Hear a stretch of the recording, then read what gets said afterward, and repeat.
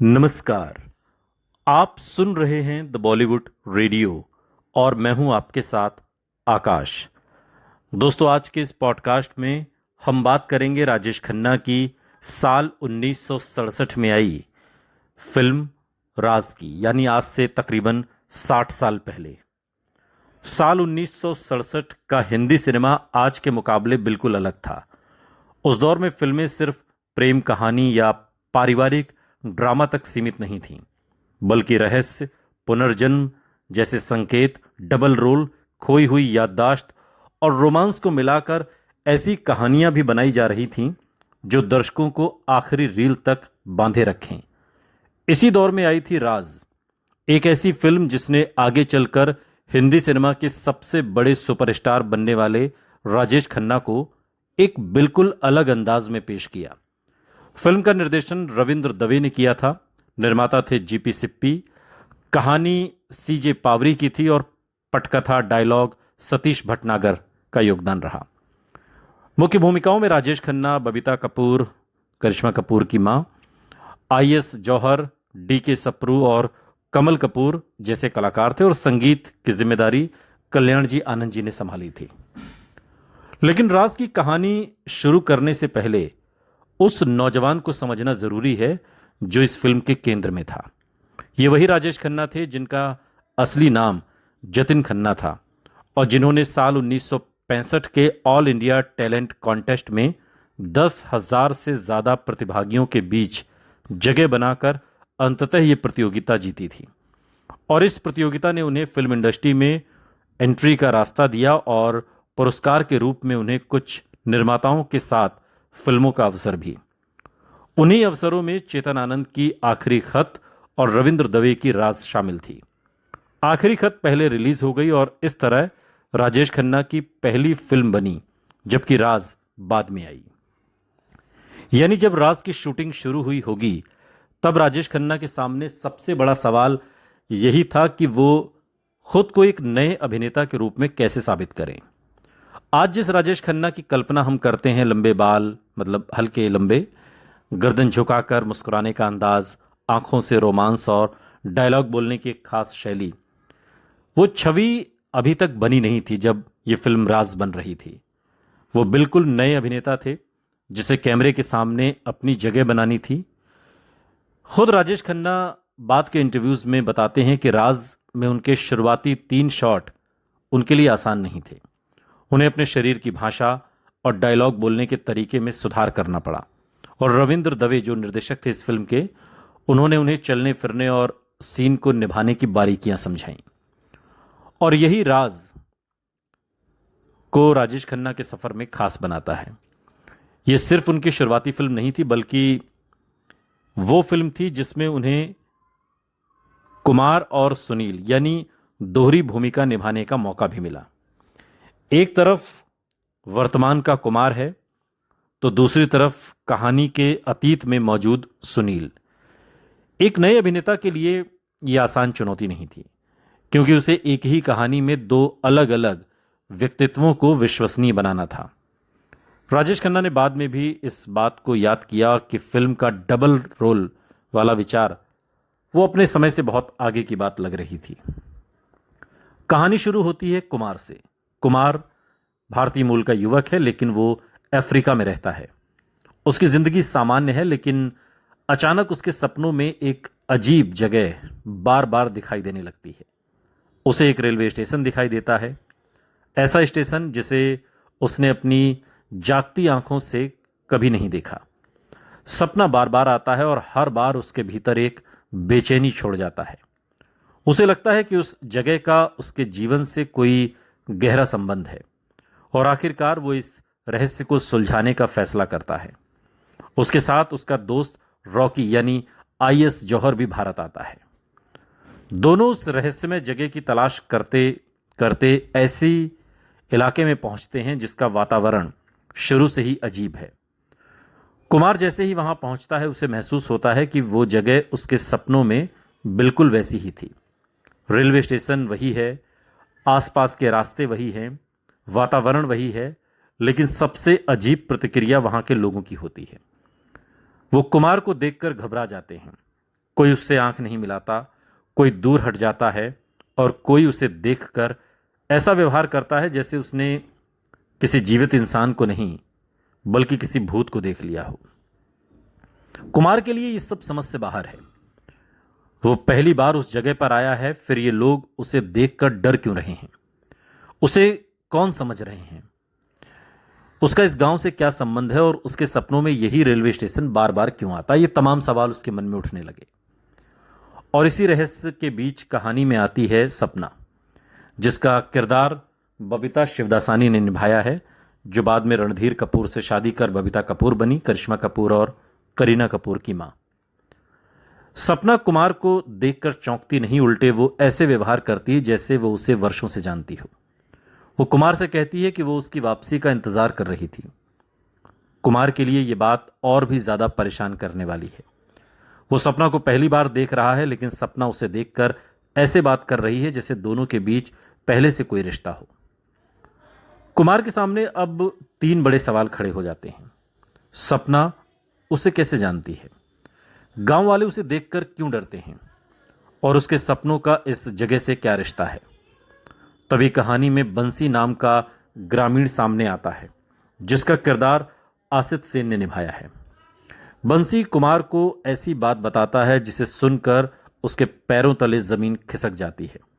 वो कहता है कि उसने खुद कुमार को मरते हुए देखा था, और इतना ही नहीं, उसने उसे जंगल में दफनाया भी था। अब कहानी सामान्य रहस्य से निकलकर लगभग भय और पहचान के सवाल तक पहुंच जाती है। अगर कुमार जिंदा है तो बंसी ने जिसे मरते देखा था वो कौन था? अगर वो आदमी कुमार था तो कुमार आज उसके सामने खड़ा कैसे है? और अगर वो कुमार नहीं था तो गांव वालों को उसकी शक्ल देखकर डर क्यों लग रहा है? कुमार और रॉकी इस रहस्य की तह तक जाने लगते हैं। इसी खोज के दौरान उन्हें एक ऐसे व्यक्ति से जानकारी मिलती है जो पुराने घटनाक्रम को जानता है। धीरे धीरे सामने आता है कि जिस व्यक्ति की हत्या हुई थी वो वास्तव में कुमार का जुड़वा भाई सुनील था। यही फिल्म का सबसे बड़ा रहस्य खुलता है। कुमार और सुनील जुड़वा भाई, उनके चेहरे एक जैसे थे, लेकिन उनकी जिंदगी अलग अलग परिस्थितियों में चल रही थी। सुनील का सपना नाम की लड़की से रिश्ता था, लेकिन सपना के परिवार में एक ऐसा व्यक्ति था जो इस रिश्ते का विरोध करता था, सरकार नाथ, जिसके किरदार में डीके सप्रू हैं। सरकार नाथ सपना और कुमार के रिश्ते के खिलाफ था। कुमार या सुनील, राजेश खन्ना ने जो किरदार निभाया, और उसने इस प्रेम को खत्म करने के लिए एक षड्यंत्र रचा। योजना के अनुसार कुमार पर हमला करवाया जाता है। गुंडे उस पर हमला करते हैं और वो गंभीर रूप से घायल होकर बेहोश हो जाता है। उसी समय उसका जुड़वा भाई सुनील अपने एक दोस्त के साथ वहां पहुंचता है। सुनील मदद लेने के लिए जाता है, लेकिन अपराधियों की नजर में कुमार और सुनील में कोई अंतर नहीं होता। उन्हें लगता है कि वही व्यक्ति वापस आया है, और इस गलत पहचान के कारण सुनील को मार दिया जाता है। फिर सुनील की लाश जंगल में दफना दी जाती है। लेकिन कहानी का एक और महत्वपूर्ण हिस्सा है। कुमार के सिर पर लगी चोट, उस हमले के कारण उसकी याददाश्त पर असर पड़ता है और वो अपने अतीत के कई हिस्से भूल जाता है।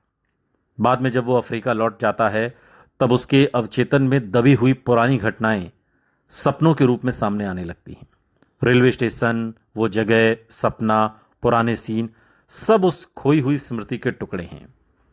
और इस तरह शुरुआत में जो सपने दर्शक को किसी भूत या पुनर्जन्म की कहानी का संकेत देते हैं, उनका रहस्य धीरे धीरे मनोवैज्ञानिक और पारिवारिक त्रासदी के रूप में सामने आता है। यही राज फिल्म की कहानी की खासियत थी।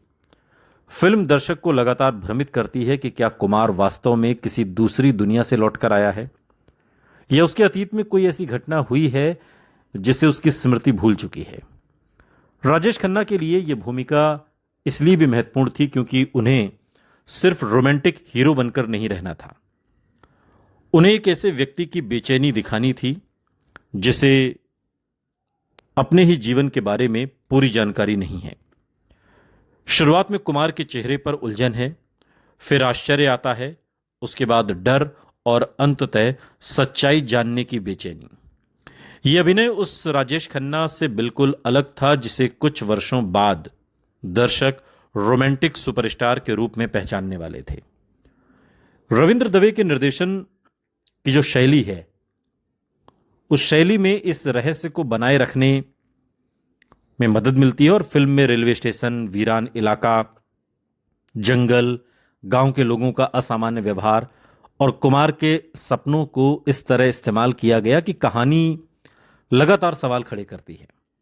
फिल्म की सिनेमेटोग्राफी क्रेडिट के बैकुंठ को जाता है और संपादन एम.एस. शिंदे ने किया और कला निर्देशन की जिम्मेदारी सुधेंदु राय की थी।